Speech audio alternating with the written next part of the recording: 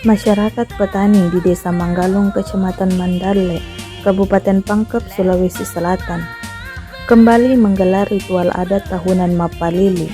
Ritual yang menandai dimulainya musim tanam padi ini dipimpin langsung oleh Kepala Desa Manggalung, Bapak Fatahudin, yang bertempat di area persawahan Kampung Katena, Minggu 2 November 2025.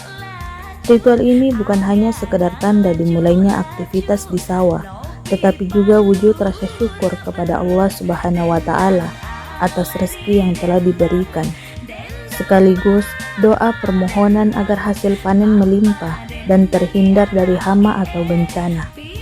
Dalam sambutannya, Kepala Desa Manggalung, Bapak Fatahudin, menekankan pentingnya menjaga tradisi ini. Mapalili adalah identitas kita sebagai masyarakat Bugis yang agraris, di mana di dalamnya terkandung nilai-nilai kebersamaan dan penghormatan terhadap alam, ujarnya.